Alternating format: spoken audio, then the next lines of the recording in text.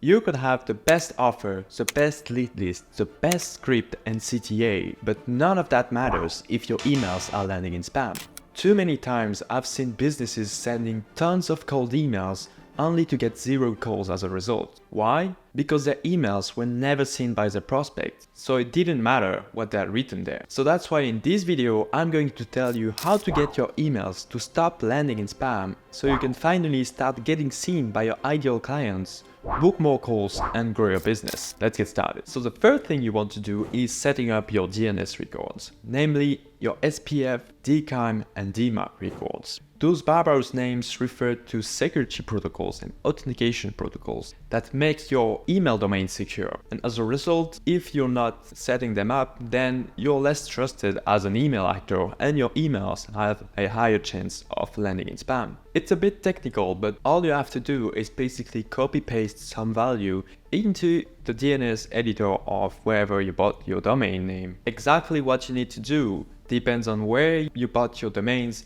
and where you bought your email inbox. You can very easily find tutorials for your specific situation simply by typing the right keywords in Google. So for example, if you've bought your domain at Namecheap and your email inbox is hosted with Google, then typing Google Namecheap SPF setup should give you loads of tutorials with a step-by-step way and guides on how to set up the SPF, DKIM and DMARC records on your domain. This is very widespread and you will have lots of resources, but you need absolutely to do it before sending your first email. The second thing you need to do is to pick up the right domain in the first place. So if you've listened to me before, you already know that you need a secondary email domain and that you shouldn't send cold emails from your primary domain. But what domains do you buy?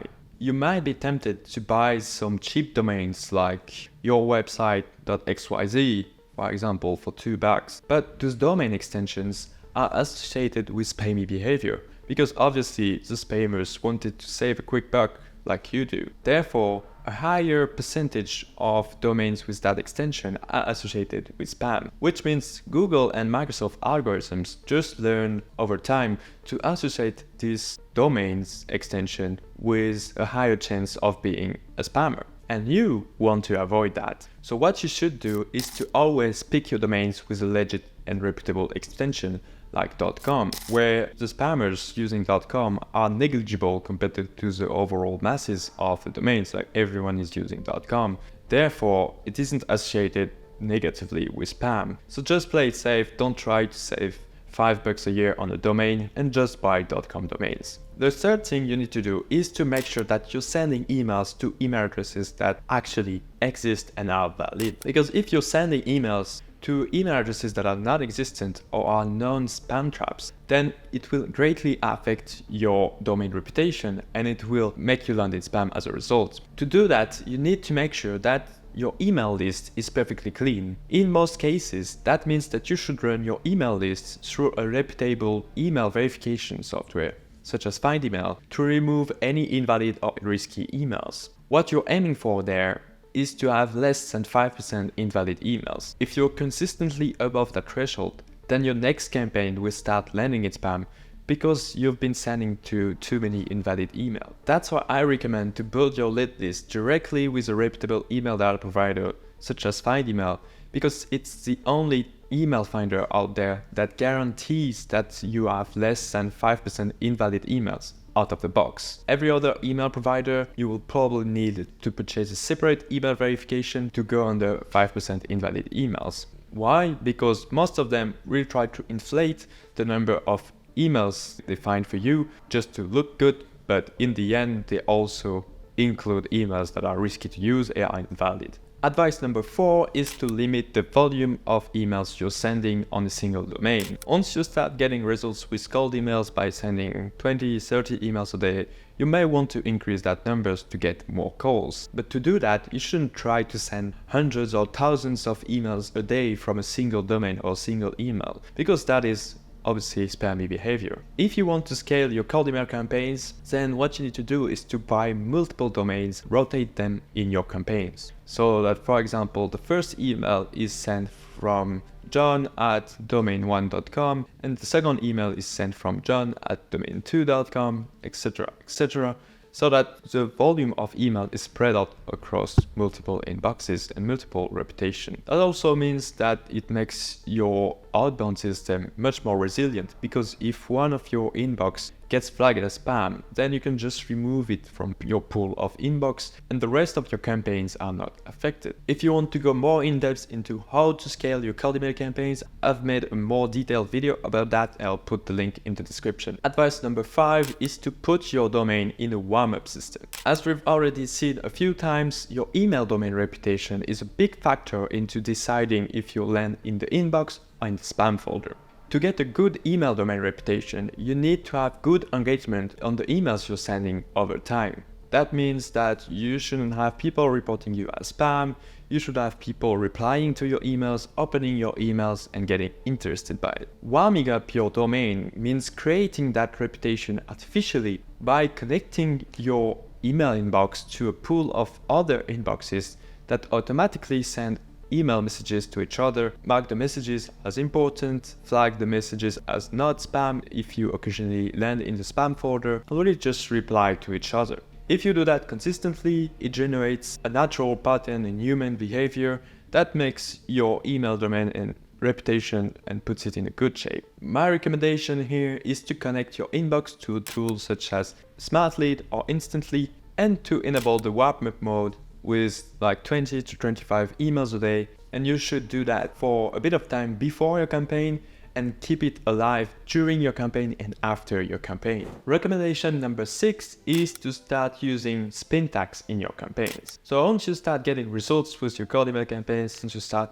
scaling your volume, you will start sending the same email over and over again with the same exact template. Even if you're doing some first name personalization, basically you'll be sending the same kind of email to a lot of people. Even if that's through different inboxes, you will send basically some messages. That means that that exact email copy you're sending may start getting flagged as spam if some people report it as spam. That's something that is kind of inevitable. If you're sending a lot of emails, some people will definitely report you as spam, and it's not a problem when it begins, but if it over time it may start to become a problem for you. To avoid that and to maintain your campaign health over time, I recommend to use spin tags in your campaigns. So spin tags is basically a way to generate variations of your email copy that is exactly the same but does not use exactly the same words to say it. So here, for example, I am on the spin.me website that gives a free tool to try and see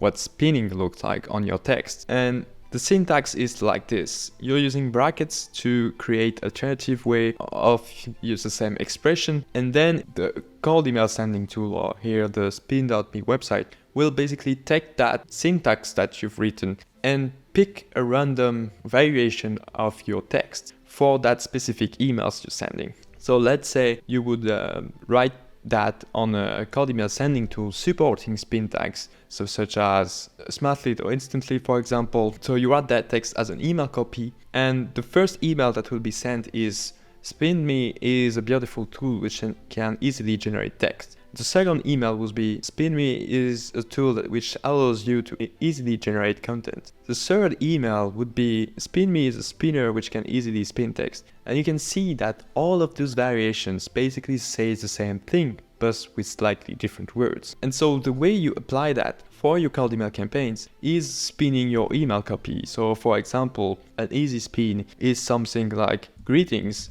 Say you say hello, hi, and you already have 2 variations from the first word. And you do that multiple times depending on your email copy template. Obviously, you need to spin as many words as possible while keeping your email sounding good and correct, whatever the variations. So just use that tool to see if the output looks okay. But if you can generate like 50 variations of your email, that's already spread the load a lot. And for algorithms like the spam algorithms, they will have a much harder time identifying that you're sending the same email template over and over again. So next tip is to avoid using spam trigger words. So basically how spam algorithms work is all statistics, and there are some words that have a higher probability of being associated with spam behavior than others. For example, words like money, sex, free, stuff like this, often included in spam, scam emails. Therefore, if you're using them in your emails, then you may have a higher chance of landing in spam, even if the rest of the email is completely legit. So what you should do is, as much as possible, avoid using those words and start trying to use replacement or just talk about something else. If you want to have a look, I've written a nice blog post on this called the definitive list of spam trigger words you should avoid. So check that out on Google, and it will include the whole list of expressions and type of words that you should avoid in your emails to avoid getting flagged as spam. And as I mentioned, it's often stuff related to money, urgency, so order today, click here, this isn't spam, not clickbait. There's lots of stuff that you need to be aware of, so definitely check that article and make sure that your emails comply with that rule. Tip number 8 is to use plain text emails whenever possible.